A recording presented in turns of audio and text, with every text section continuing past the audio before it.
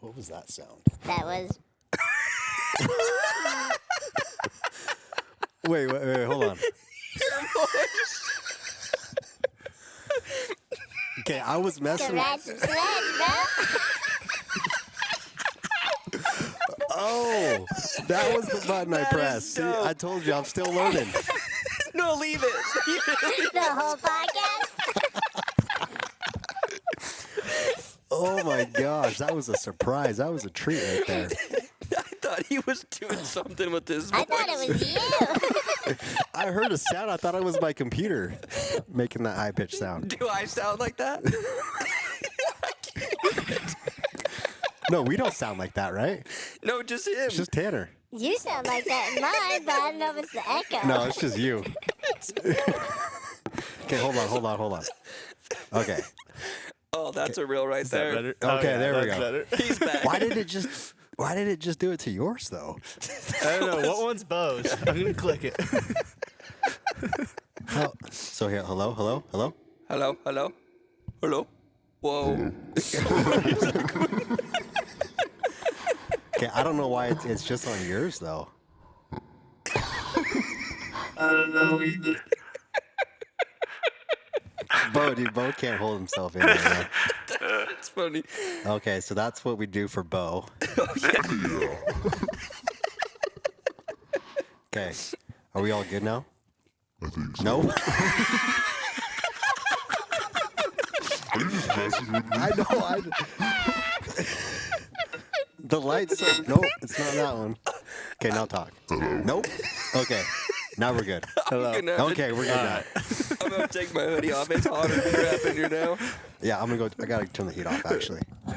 Holy crap! That's the funniest crap I've heard in a minute. Well, welcome back to another episode of the Sledder Cast podcast. One of the hosts of the program here, Trevor Erickson. Tonight, we're in Rexburg, Idaho. We're at DVNT headquarters. I've got Beau Richan, Tanner Meyers here with us. Tanner's coming from Soda Springs. Correct. Okay, I thought Bear Lake, but no, we're Soda Springs. And then Beau's just down the highway in Idaho Falls. Yes, sir. So we have a great conversation loaded up tonight. We're going to talk about a lot of different things.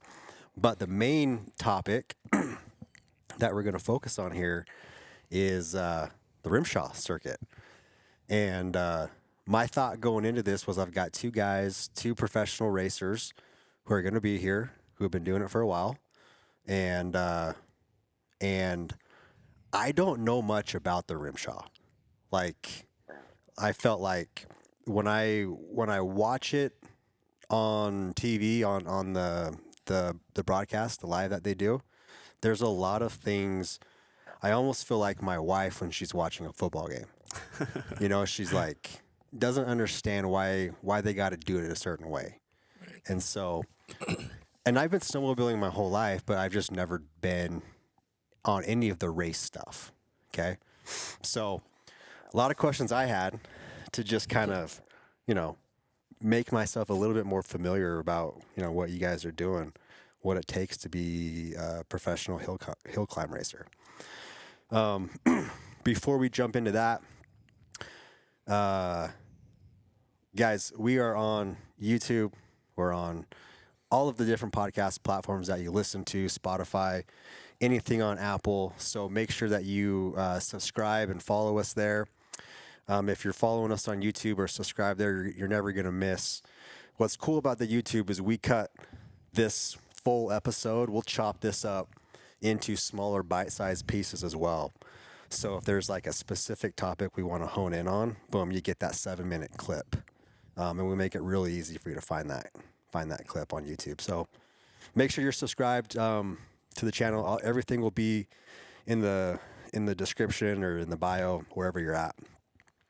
Sledder Cast podcast. So before we get going into the RMSHA stuff, okay, let's go backwards. We're in November, so let's go backwards a couple months.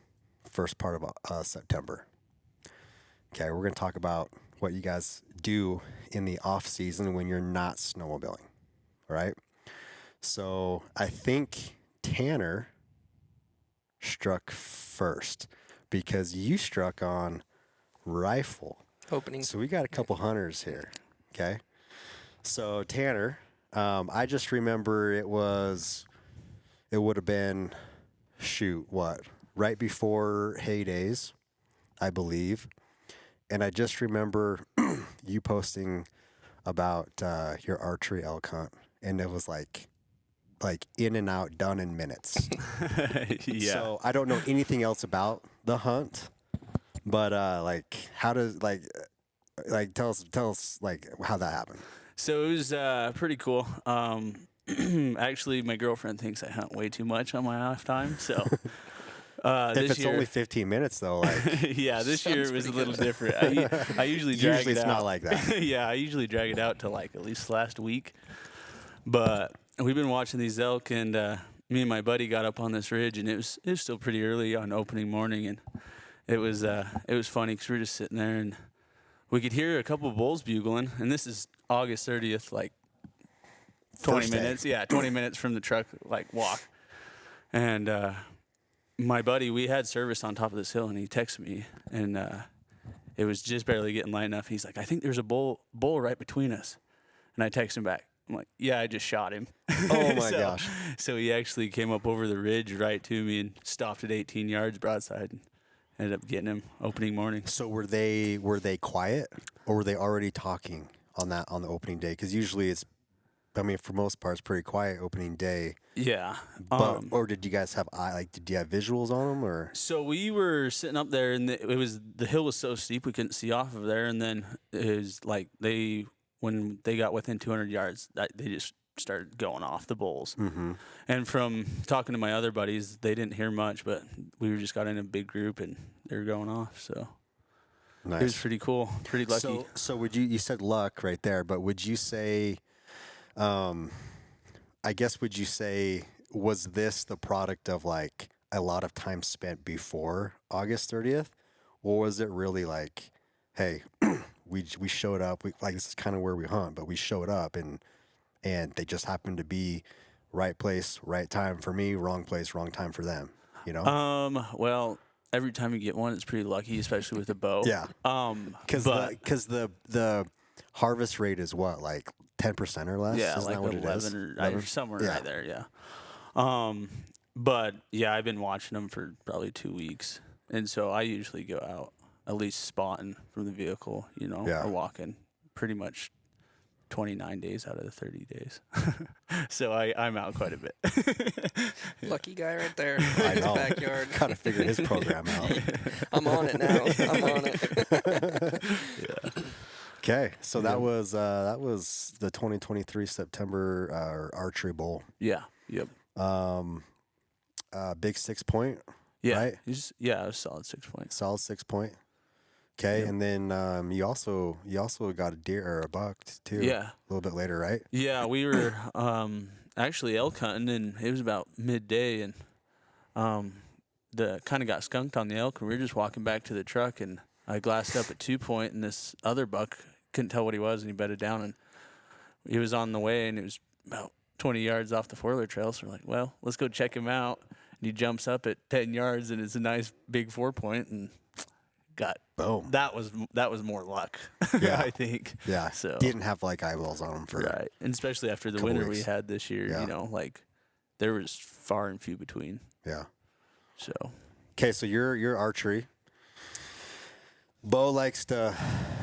Do you archery hunt much? No. I'm injured a lot. So That's right. Gotta- That's right. yeah. You've got bad shoulders. Just one. Just the left one. So Yeah. So, and are you a righty or a lefty? I draw with my right. You draw with your right, but you Yeah. got to stabilize it with that left, Yeah. dude, and not just pop that right out, huh? Yeah, and then got a replacement this year, so archery was kind of off the table. They told me I could use a crossbow, but I ain't about to pack that heavy thing around, so I'll Do the stick to mouth the rifle. They give you you get like a special like tag or card, Like a permit. a yeah, permit the to hold doctor the. gives you like a 5-year lifetime or something, but yeah, no, I'm good. Yeah. Heavy. Yeah, that's like that'd be like pulling a Daryl, right? Daryl from oh no, wait.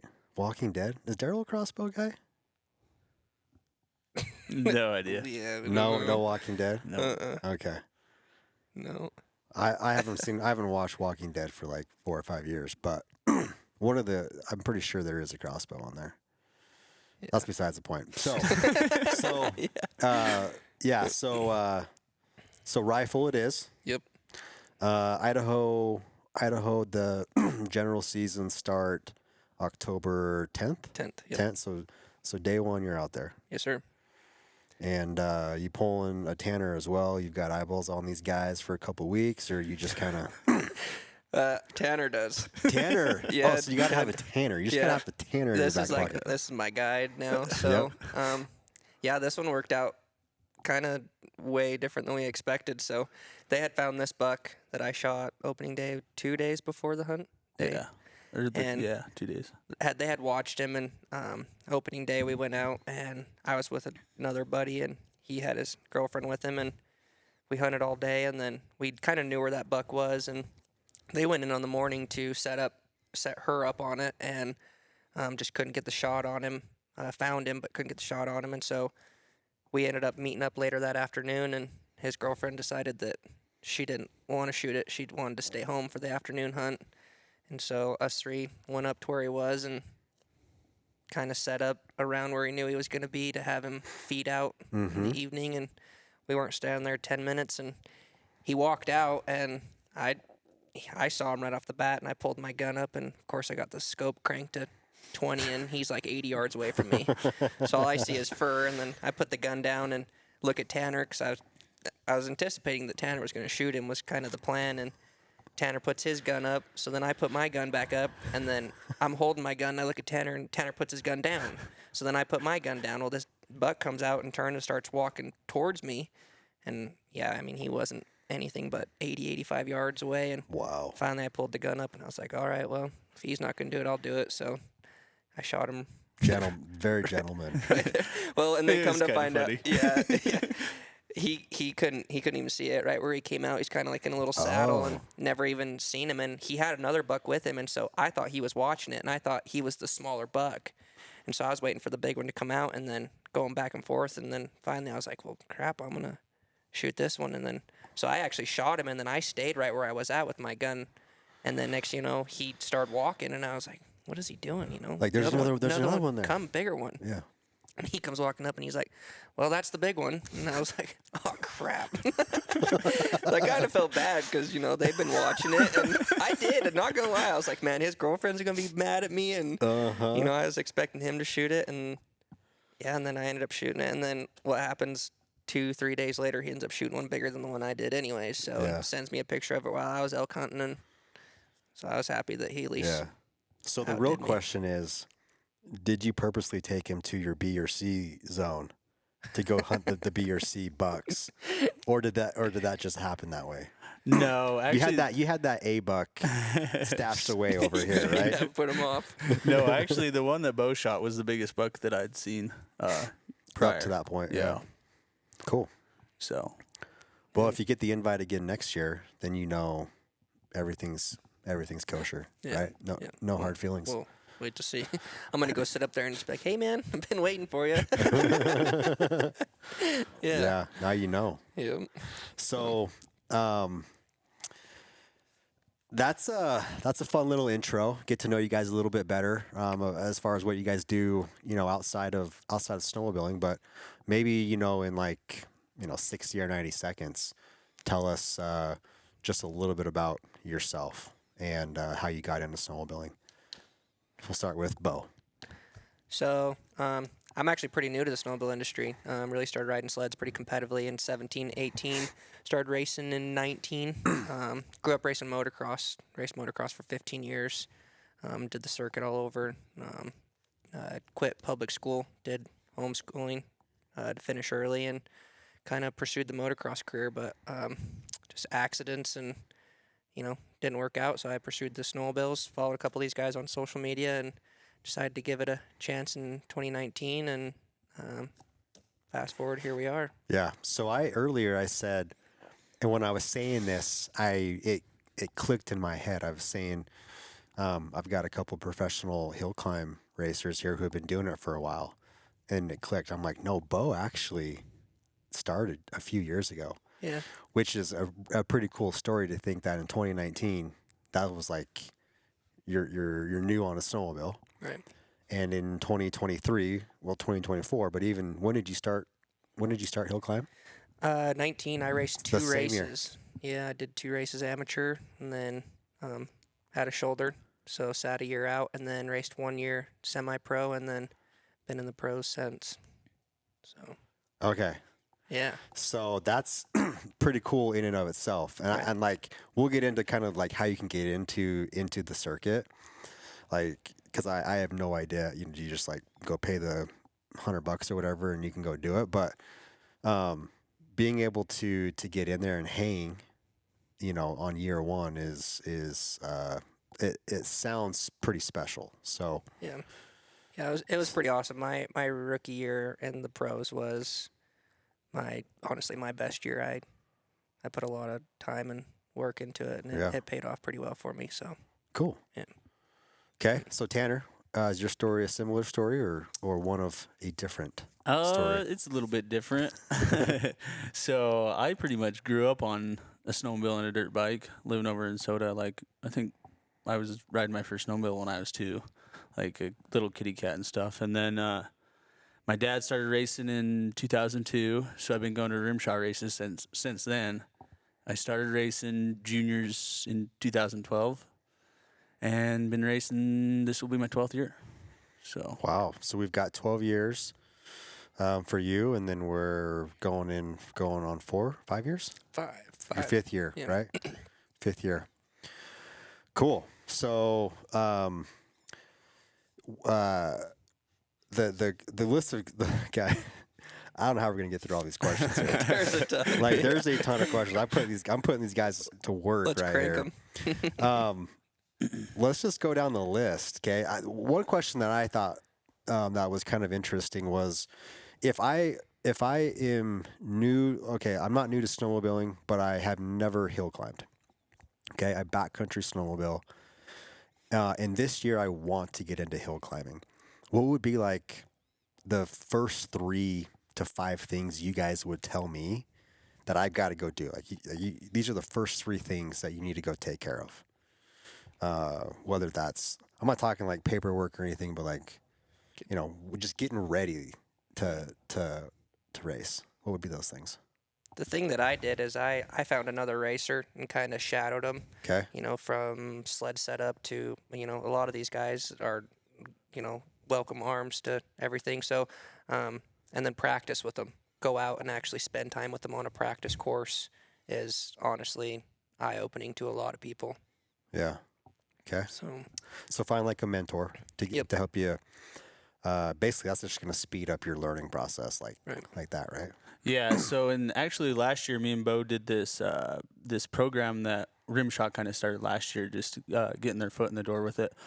But with like new people signing up with, if you're a new member or a junior or semi-pro, we actually did it'd be like a field day kind of. And so we took out, probably 6, 7 So there's probably close to riders that are new to RMSHA, and we took them out for a day, and we went over like all your sled setups, like things to check, things to do that, and then we actually went out and set up a practice course and did a bunch of stuff like that with people that were new members. Nice. Honestly, a big thing is too is just like go to a race, go check it out. Yeah. Like Jackson's a beast in itself, world championship, but come to one of them that's on our circuit and like get behind the scenes Okay. of it. So what I've gotten so far is mentor. Look at some of the programs that are existing. Sounds like RMSHA has some of those set up to kind of connect you into the industry, and then just get out there and get some eyeballs on the mountain, on the hillside, and just watch the process. Right. Yeah. Okay. Anything Social media. Social media is huge too. Get on the social media. Yeah, I mean, just find the riders, find the racers. We're always posting what we're doing to the sleds, from sled setup to everything. So Yeah. that's Okay. a big one. Okay, here's a tricky question for you guys. What is like the cost? You know, I mean, that is a loaded question. Okay, Yeah. take aside not money into your machine.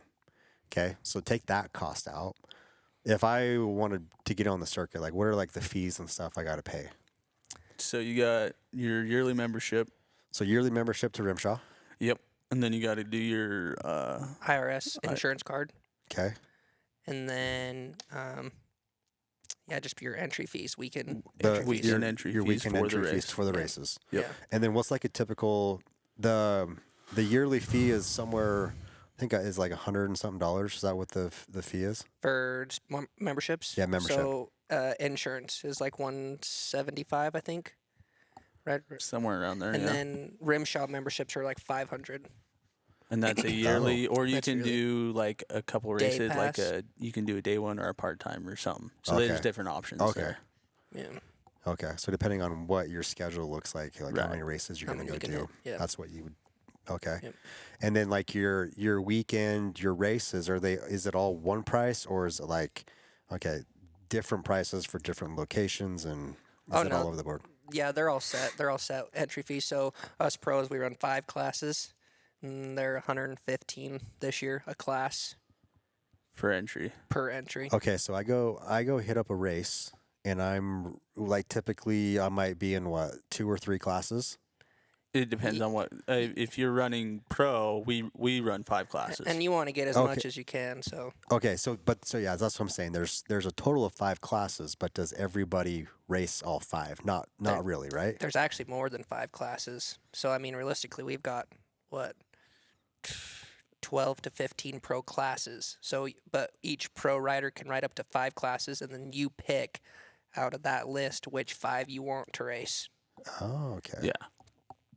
Yeah. Okay. We'll get it. Yeah. Okay. We'll break it down. We'll get into yeah. it because I'm doing the math now. Okay, because I understand where you're going with that. So, man, if you're maxing out all 5 of them, Right. you're $500 a weekend, boys. Just And in then entry some. fees, right? Yeah. Yeah. Just to get your snowmobile on the mountain. Okay. Just to break the And ho- lights, hopefully. And how many? How many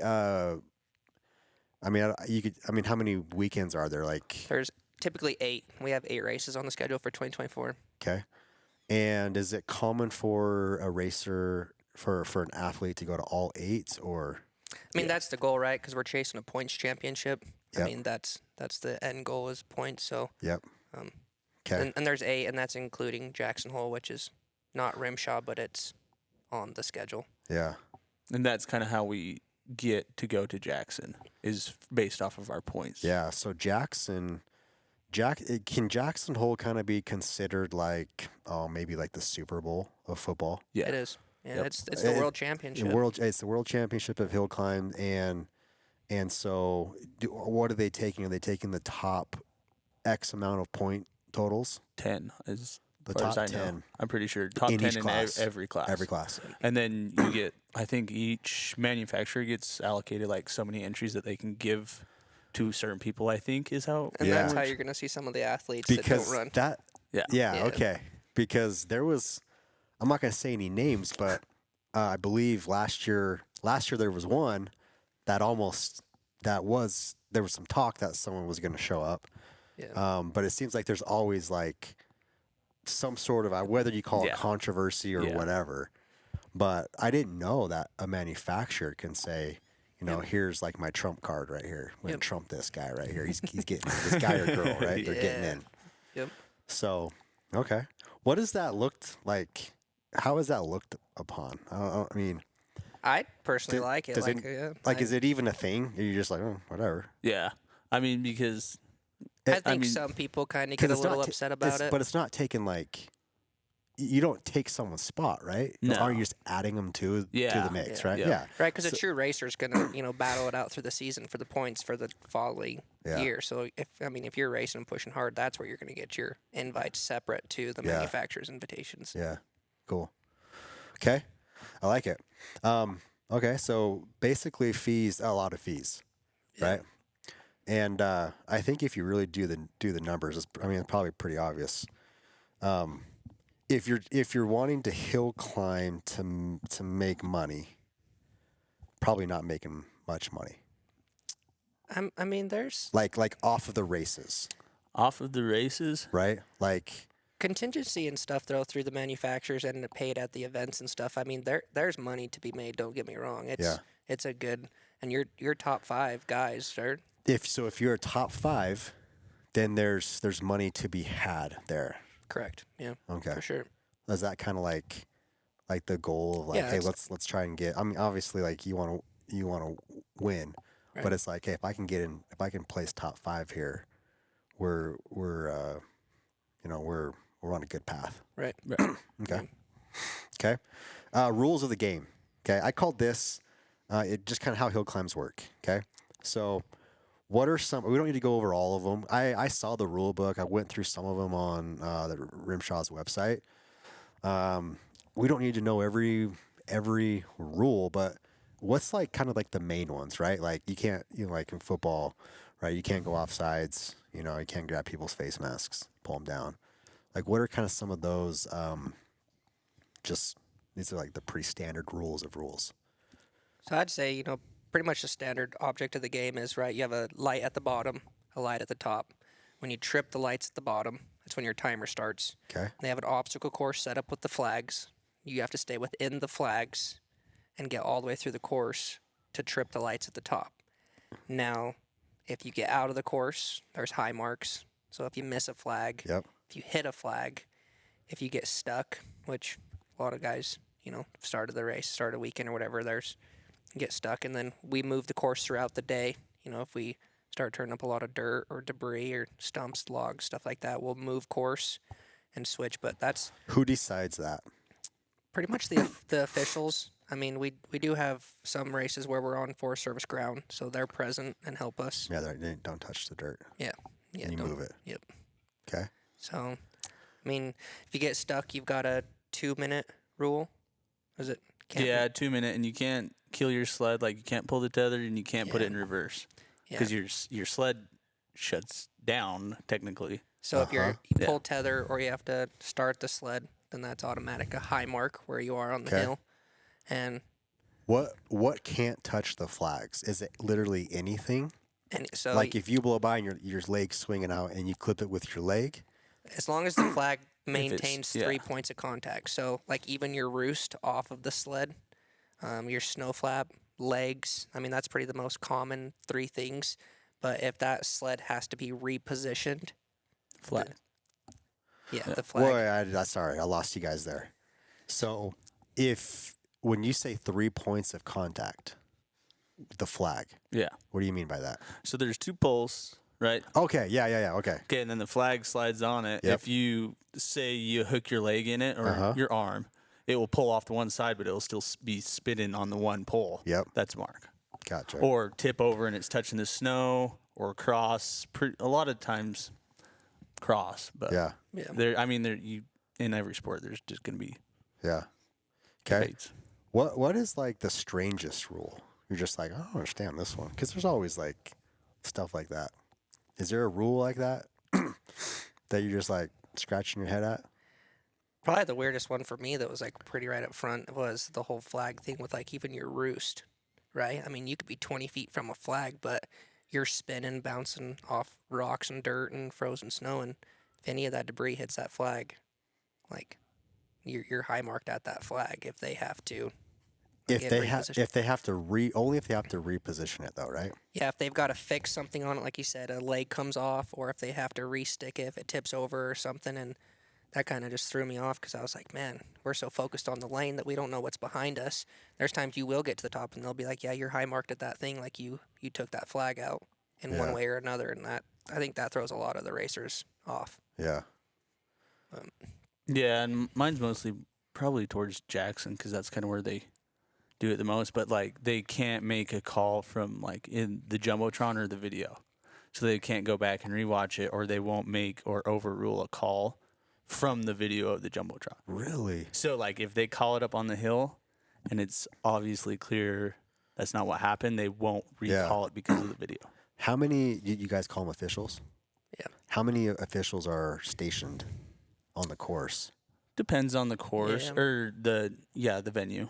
Yeah. So Afton Jackson has quite a bit. Yeah, Afton So- and Jackson are pretty much won it at least every 2 gates, pretty much. Yeah, they've got them pretty stacked in there, and Yeah. sometimes it helps you, sometimes it hurts you. Yeah.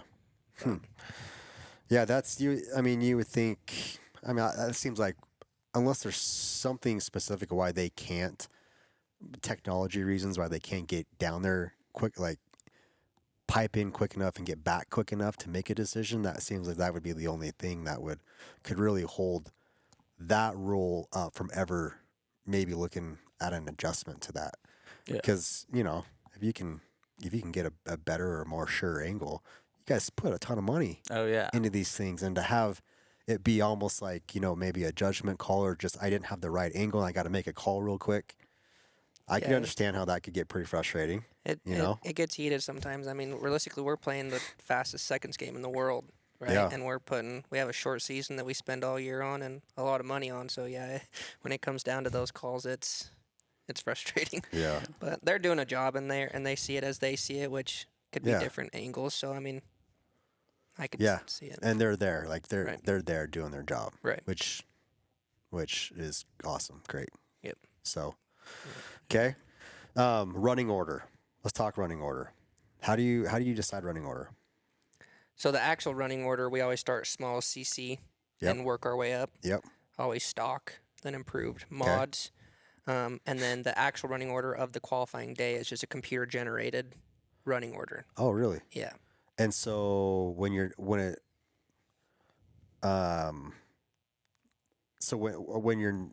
qualifying, so there's qualifying and then there's the last day Finals. is finals. Yep. So when you said so qualifying days it's just randomized.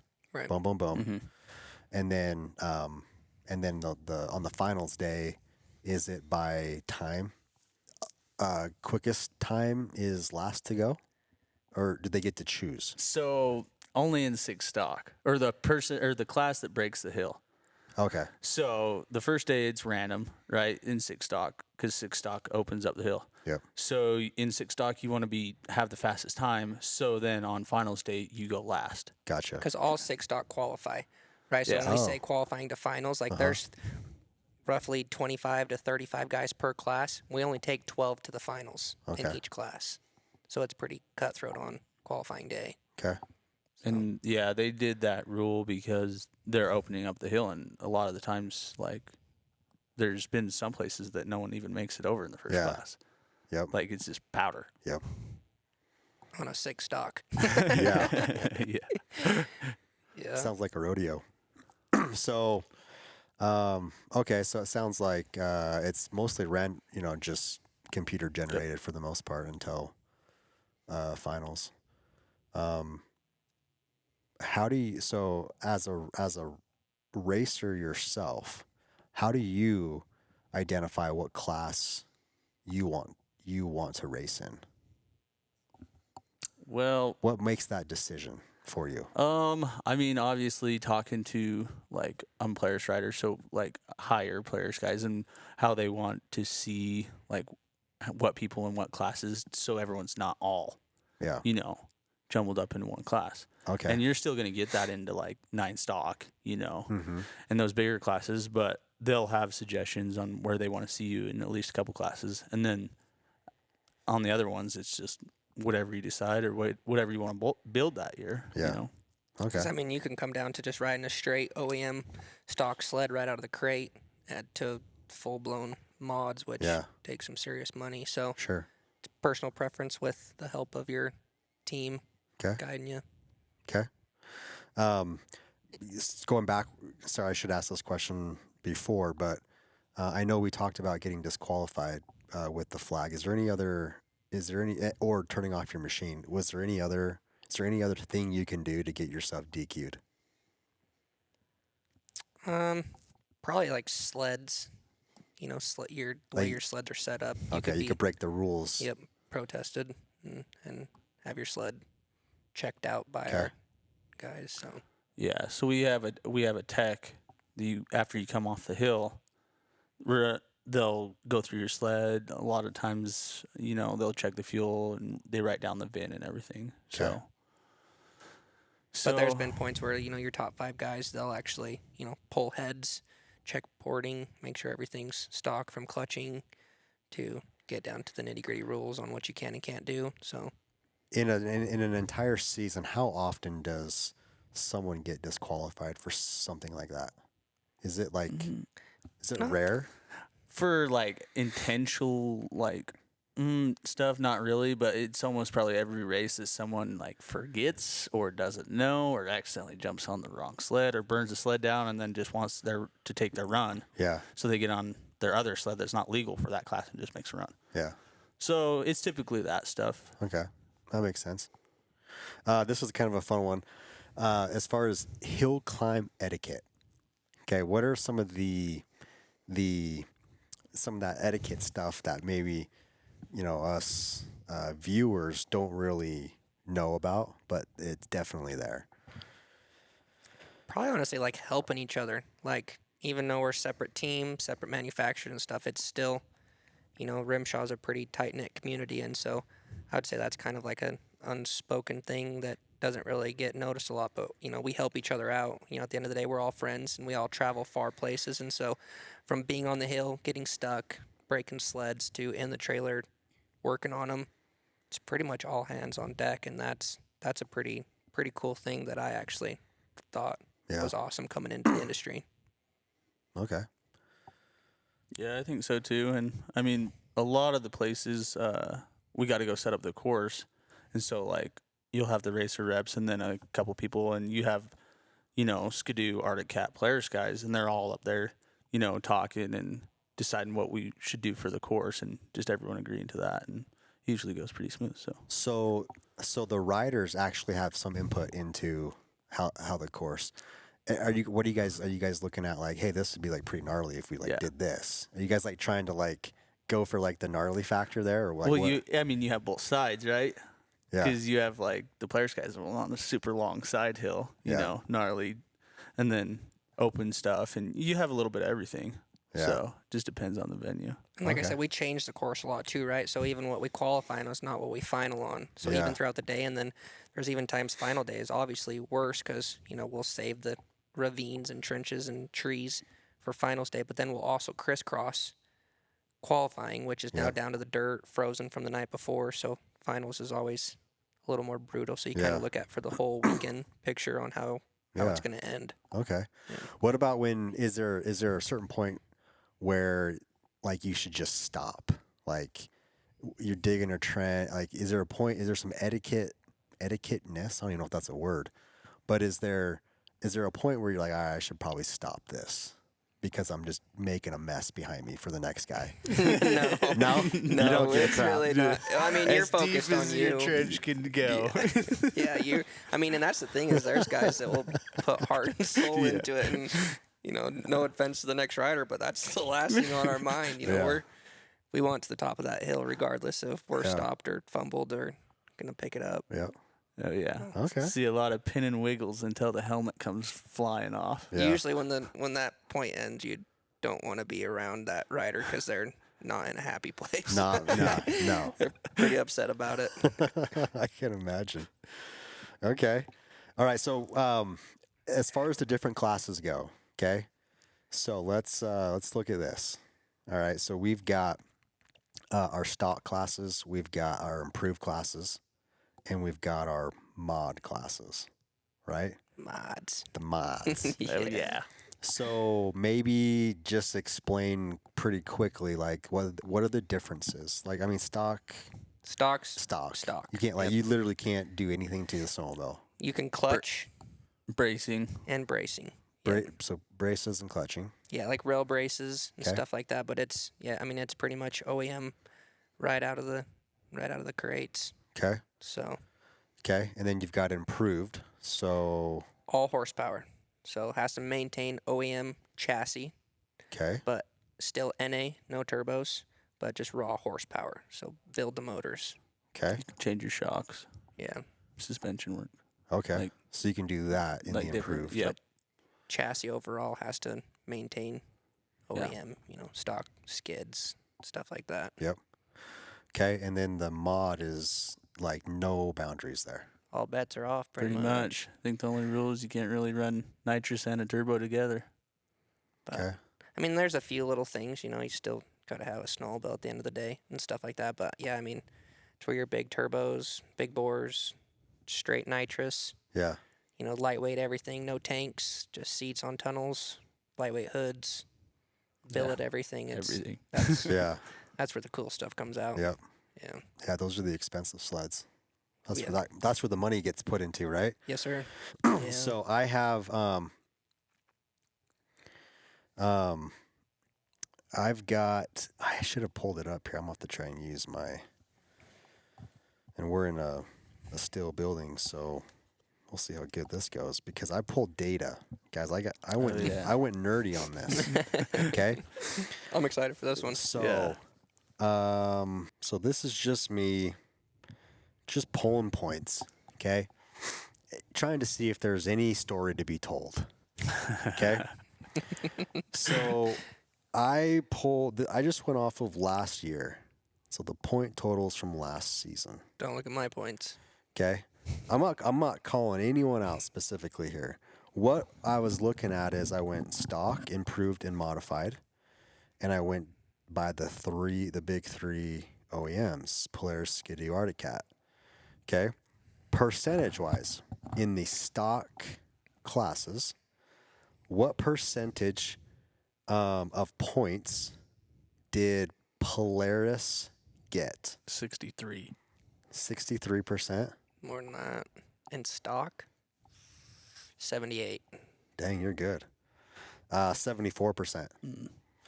So 74% of total points went to Polaris in stock. Let's go. 22% went to Skidoo. and 4% went to Arctic Cat. Okay, so let's bump up to improved. Okay, any guess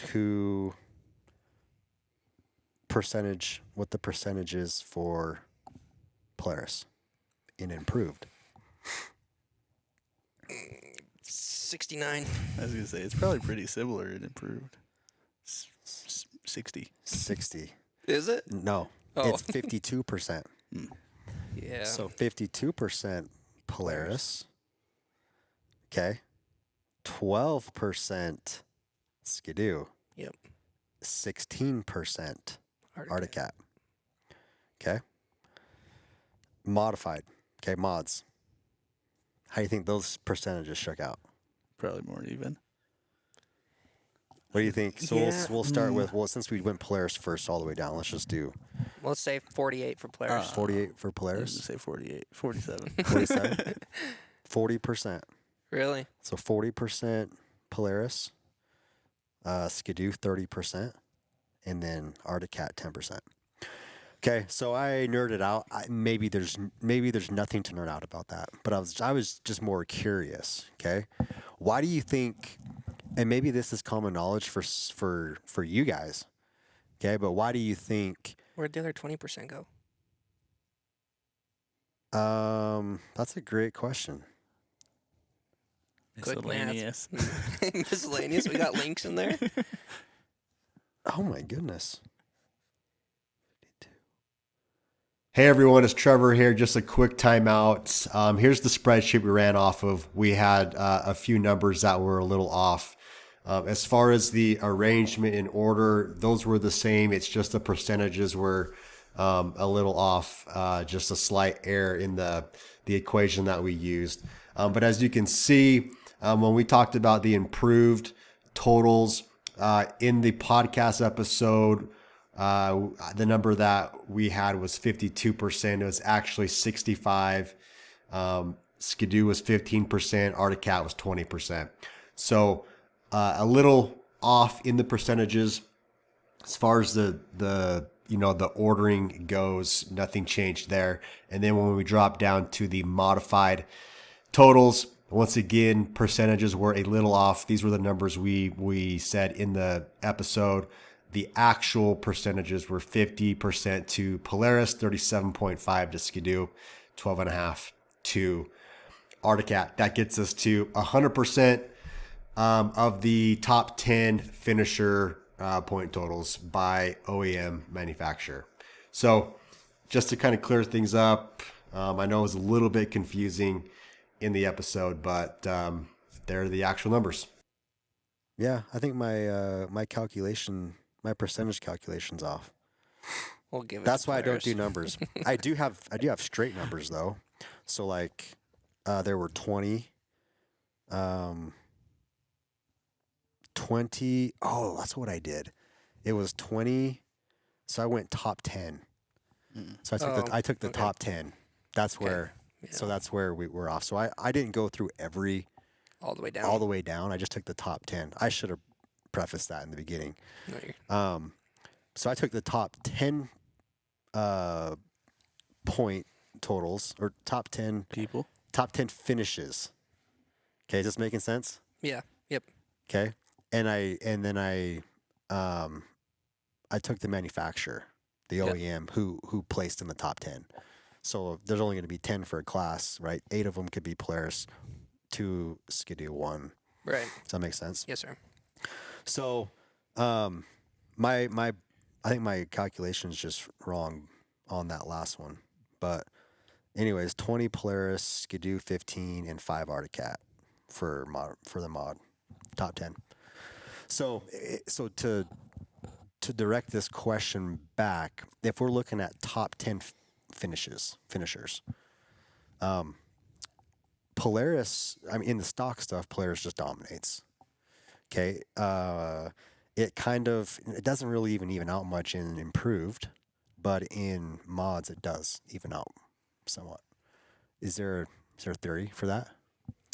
I think there's more money to be made in stock, right? So your manufacturers want to see more dominance in the OEM classes versus the mod classes, right? Yep. So That makes sense to me. They can show their dominance, and so your top guys of your manufacturers are going to be pushing those stock classes hard. Yeah. And perk to a racer, there's more payout in the stock classes versus mod. Okay. So, yeah. Okay. That makes sense. And are there just more, like, as far as actual racers on the circuit, are there just more is it a numbers game that way? Or is it kind of I would say between Polaris Polaris is and more Skidoo? dominant. Yeah. Polaris and Skidoo are gotta be close. They gotta be pretty close, but I would think that Polaris has still got the mass majority of the racers. Yeah. With Skidoo close to them. Yeah. Okay. Cool. Well, anyways, I nerded out over that a little bit. I probably spent a little too much time in those numbers, but I call this section the lightning round. Okay, so we're gonna do a hill climb lightning round. So we're gonna be quick. I want quick answers here. Okay. Okay, because they're just kind of almost yes and no type questions, kind of. All right. So, which event is your favorite? Afton. Afton. Okay. Sorry, I want to know why. I want to know why. It's the gnarliest tail. I mean, to me, it's the fastest, the gnarliest tail. It always develops something cool. I usually do pretty good there. It's kind of just a hidden little gem. It pulls a lot of spectators. The hype is cool. The locals there love it. Yeah. Yeah. Yeah, they do like a Calcutta down at the bar, and they bet on all the racers, and it's close for us, and we have a bunch of friends and family and people up on the hill, and it's just right in a small canyon, so everyone's packed up tight. And parking sucks, but other than that, it's one of the funnest hill's ones. just Yeah. littered with people. Really? And you get to see. I need to go check that one out. Yeah. Afton's Because a hidden gem. it's not too far from here, right? No. Yeah. Okay.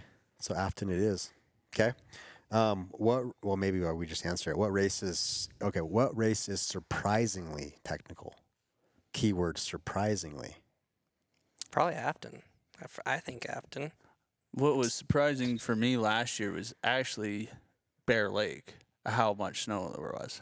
Yeah, that's Because- true. Okay. Snow Because conditions. Bear Lake's usually Fast. super fast. But so you last get there year, and there's a bunch of snow and you're like, oh, this is different. And- Snowed the whole time we were there. and then it froze solid rock, and we had 2 races there last year. yeah. And so it was just ice walls and just straight ice. So Okay. Which race is typically the fastest, or maybe is fastest easiest, or Not necessarily. Because I'd say the fastest is Bear Lake, but like you said, that's not always the easiest. yeah? Is there one that's like this is the easiest one every time? I wouldn't say there's one because it's so inconsistent with snow conditions Yeah. to, the weather to, from freezing snow to powder Yeah. to, how they set up the course. You could love the course. It could be fast on qualifying, and finals could be the nastiest hill that you never make it up. Yeah.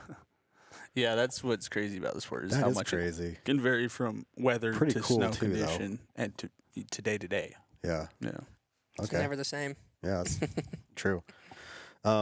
Which race gets the fewest amount of people turnout? You know when you're driving down here, it's just going to be you and the boys and the girls who are racing.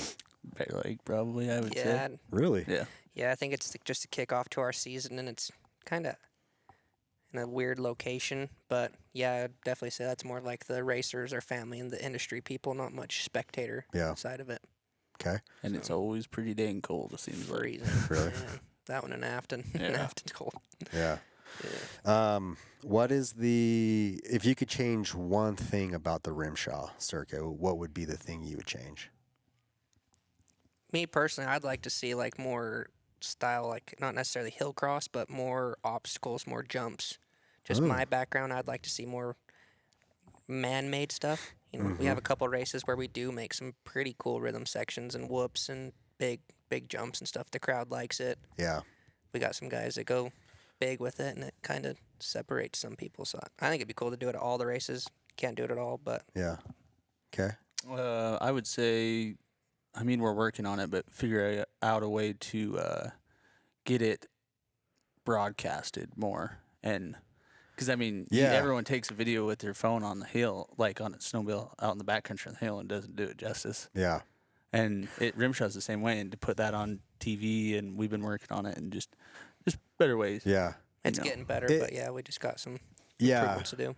And being like kind of an outsider, but in the space, Jackson always does a great job with getting you online. If you're not able to make it there in person, it seems like it's pretty available online to watch. Right. But as far as the other races go, maybe I'm just not paying the attention that I need to be paying. It just seems like that stuff isn't as readily available. Yeah, so And the one thing I wish, maybe once again I'm not looking in the right spot, like the running order Yeah. online, because like you see someone going, and you're like, okay, well I can see like when is Beau gonna race, Right. right? Like it's hard to find that information. Like, why can't there just, maybe there is and I didn't see it, why can't there just be like a list and it's like, okay, this guy's up right here, he's going, okay, the next guy is this guy. And we have them. We have all of our running orders. They post them on the RMSHA website. And that's where all of us racers go to get them, to screenshot them and save them like that. So they're up on that. But separate to our races, besides Jackson, is all of our races are streamed on Flow Racing. Yep. So you have to be subscribed to it to watch it, to get a, do it Yeah, that way. which I think So, we must have, because we were watching it. I know we had it on the TV last spring here in the shop, so we must have subscribed somewhere for it. But okay. Anything else you would change? No. No. Okay. Who is one snowmobiler you'd like to see at let's call it Jackson, that isn't on the circuit, that you'd like to just, whether you're forcing them or coercing them to go up the hill, but who would be one snowmobiler you'd like to see? I would say Jack and Dylan. that's yeah. I've been trying to get the Boondock yeah. Nation boys to. I think that'd be pretty legit to get those guys on a course, and I think they'd do surprisingly well at it. So yeah, that'd be cool. So we got to get them a governor's tag or an OEM tag, huh? Well, just get them amateur class and throw them on our sleds. There you go. Yeah. Okay, I like that one. Okay, this is kind of a fun question. I don't know if you guys paid attention to this one. Okay, but if you had to hitchhike across the country with one other racer on the circuit, who would you choose that's going to get you there and back in one piece? I mean, if I'm going to a destination, getting there quick, I'd say probably Tanner because we work well together. Now, if I'm gonna get a couple laughs along the way, I'm probably gonna pick Colby Crapo because that's gonna be a pretty eventful. Yeah. My laugh, his jokes. That's yeah. We could definitely film the whole road trip. Okay. Yeah. I don't want to hurt his feelings, but I'd say him too first choice. But We get it. Beau. yeah. No, but Seth Wilson, and he's just a funny good guy. And there's a video of him on Climb's YouTube, and he gets up to the top and he gets stuck or something on top of Jackson. He just turns around, just happier, just goes crazy. Yeah, it's just kind of who he is. Yeah. Good dude. Yeah. Cool. Heck yeah. Okay, fun one. Okay, now we're getting into this guy, this Keith Curtis guy. I don't know if you guys have heard of him. Okay. Before my time. I'm just kidding. So I threw a couple questions in because if you're paying attention, you know, you tend to see him at the top most of the time. Is that an inaccurate assumption? Not wrong. Not No, wrong. He's fast. I'll give credit when credit's due. He's 'Kay. fast on a snowmobile. Why do you think he is that way? Is it like a Michael Phelps thing where like his body was born to be a hill climber? Like Michael Phelps' body was born to be a Olympic swimmer. Okay, Yeah, or is like what? Why do you think that is? I think it's half of it. his build definitely Yeah. helps him. You know, the length. But I mean, he's a dang good rider. But yeah, I mean, his height helps him. His legs and the way he works that sled, he's just so one with it that he's put his time in and he's at the top of his Yeah. game. And he puts in the time, and look at him on a dirt bike or a bicycle. I mean, that's what he does. Year round. Yeah. Yeah. So what would it take? What does it take for Beau or Tanner to beat someone like Keith? Well, Tanner beats him. Has beat him. Has. Yeah, beat him a couple times. So Okay. It's What did it take to do that? just a flawless run. Like you're a just flawless day. A plus Yeah. everything. I mean, on your it's very rare for him to mess up. yeah. So you can't mess up. Yeah, and I mean, not even once. And the thing about him though too is on finals, like it's totally different from the day before. Mm-hmm. Because like there's been a handful of times that that us and multiple people have beat him, and then on finals day he comes in and game just face on. Game face stomps on. it Lays a it lot of down. the times. Yeah. So Just cleans house and then goes home. Yeah. Every time at Jackson, I don't know how he does it. Just comes in, different man. Yeah. He's on the train and he's the driver. Yeah. So that's what they said. We need a train robber. There's a couple guys knocking on his door, though. Yep. There's a couple guys that just need to fix the kinks, and they'll be there. Yeah. Oh, that'll be fun to see how things shake out this season. Yeah. Has hill climbing made you guys, maybe this is vice versa, but has hill climbing made you a better backcountry rider? Would you say hill climbing has made you, let me back up. I got a better way to ask this question. Would you say hill climbing makes you more of a better backcountry rider, or would you say backcountry riding has made you more of a better hill climber? Does that make sense the way I worded that? Yeah. I think hill climbing makes me a better backcountry rider, honestly. Commitment. Yeah. Because Commitment. you're in the course, you have to hit the 6 foot, 7 foot ice wall. Like, you can't just, I'm going to go this way. Yeah. And Backcountry. I'm going plan B Yeah. on this Yeah. one, right? Yeah. no, you just have to full head steam hit stuff that you're like, I might not make it through this. Probably the biggest thing for me too is like to realize coming like to the racing side and everything is like brake control is just as important, if not more, than throttle control. You know, you see a lot of guys in the backcountry side hill and just wide open, Yeah. in control, not in control, and to learn how to work that brake and realize that your brake's engaged 100% and throttle, brake's working more than throttle is. Yep. And then, yeah, I'd definitely say racing has helped me a ton in backcountry. Yeah. Yeah. And when you're on the top of Jackson in the first class, after it rains and then freezes, You don't ride that in the backcountry. Oh no. I mean, that's all packed. I've never You're rode staying in the anything. cabin on that day. Yeah. You ain't going out. Like, you have to, by the time you're at the top of Jackson in the morning and you're on a 3-minute run, you're about to tip over.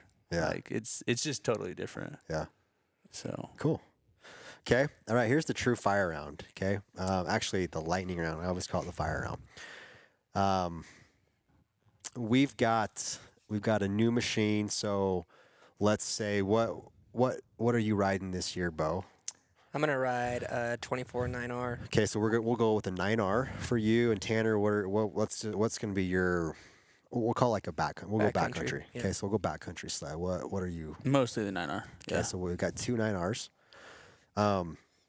Brand new, clean, naked, however you want to call it. Just pulled it out of the crate. What are the first 3 things? You only get 3. If you only get 3 of them, what are the 3 things you're going to go do to that thing? So, Beau.